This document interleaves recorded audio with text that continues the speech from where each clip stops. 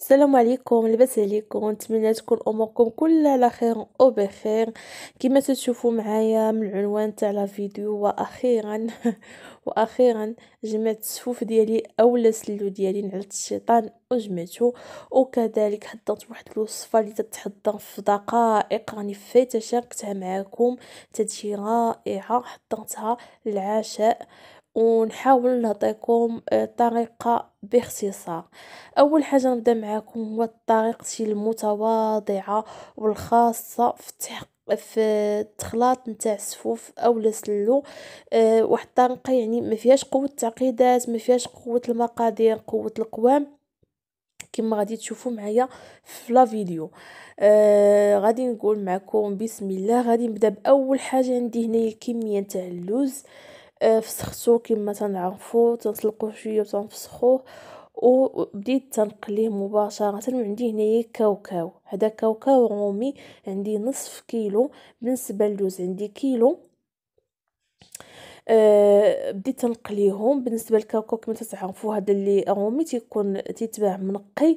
ضروري تمسحوه بشي فويطه ولا شي منيد نقي، يكون شويه غير شي شويه فازك، باش تحيدوا لا كاين شي غبره فيه ولا شي حاجه طايحه فيه.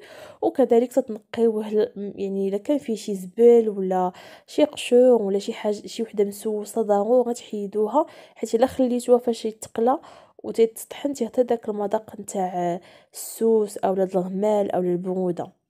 على اي حال، بالنسبه الكاوكاو انا استعملت نص كيلو نتاع كاوكاو، هذا كرومي اللي شفتو معايا. واستعملت نص كيلو نتاع كاوكاو البلدي، حمرته فقط في الفران وقشرته وهرمشته. بالنسبه لهاد البواطه هذه شنو فيها؟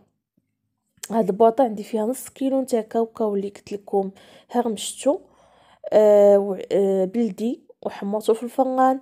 عندي كذلك كيلو نتاع الجنجلان، نقيته غسلته نقيته حمرته كذلك في الفران وهرمشته واحد شويه. عندي كذلك هنايا اللوز. بديت نقبط اللوز ديالي، طحنت واحد الكميه مزيان. الكميه الاولى اللي حطيتها طحنتها مزيان، يعني تقريبا باش تقول واحد نص كيلو ولا اكثر. طحنت كاوكاو اللوز ديالي مزيان، يعني تا ولاو بودر. نص الكميه الثانيه تنهرمشها وتنخلي واحد الكميه صغيره، واحد الكميه فقط صغيره، بغينا نقولوا ربعه نتاع اللوز وربعه نتاع كاوكاو، كاملين مكمولين.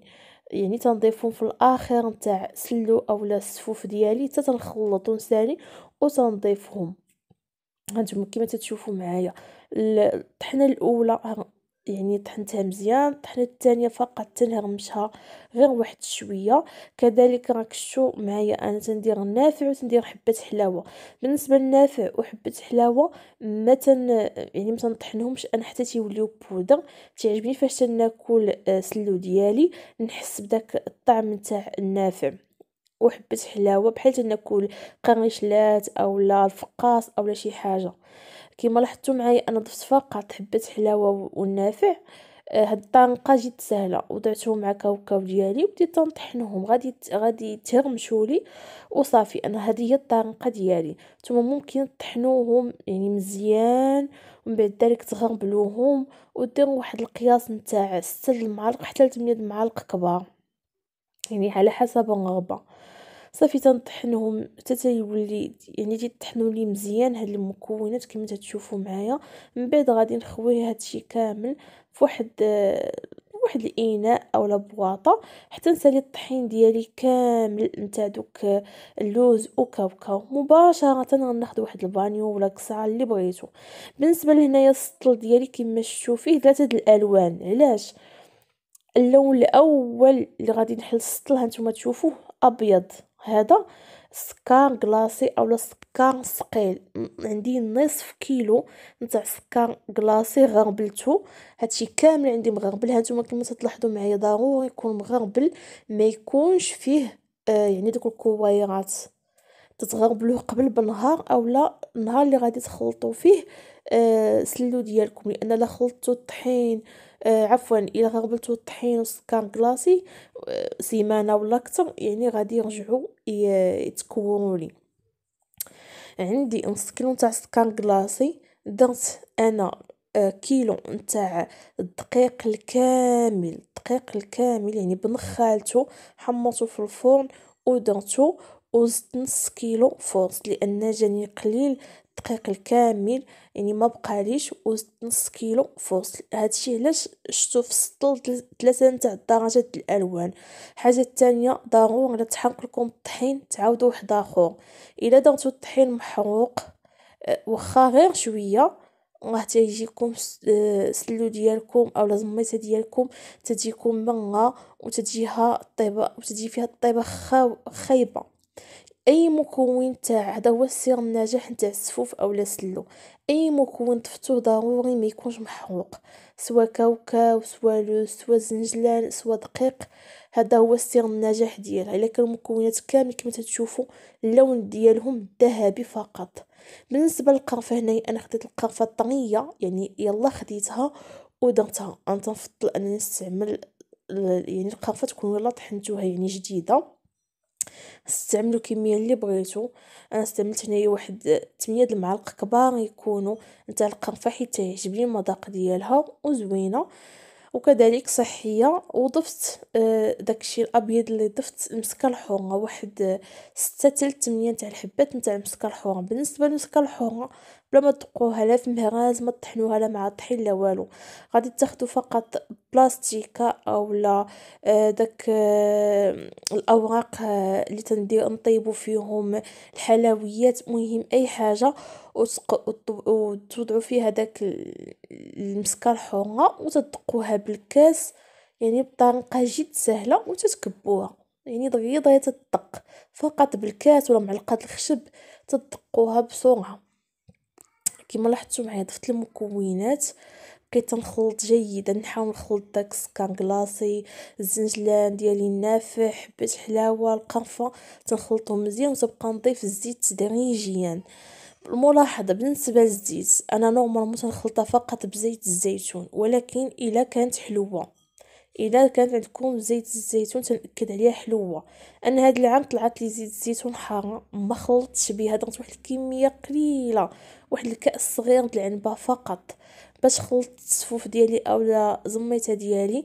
خلطتها خلطتها بزيت اللي قليت فيه اللوز واللي قلت فيه الكاوكاو، هكا تيجينا داك الصفوف ديالنا ولا سلو ديالنا من السم مزيان. هنايا كما تلاحظوا معايا ضفت واحد القليل تاع سكر ثقيل اولا سنيده، يعني شويه مسوس، زدتي واحد الكميه صغيره، ولحت كذلك الحبات نتاع اللوز الكاملين اللي خليت. انا هذه هي طريقتي، يعني بسيطه، يعني ما تنضيف فيها لا دوك قود الزغار. تنسمع الناس تيضيفوا الصوجه، تيضيفوا الحمص، تيضيفوا زغيت الكتان، تيضيفوا بزاف د الحوايج.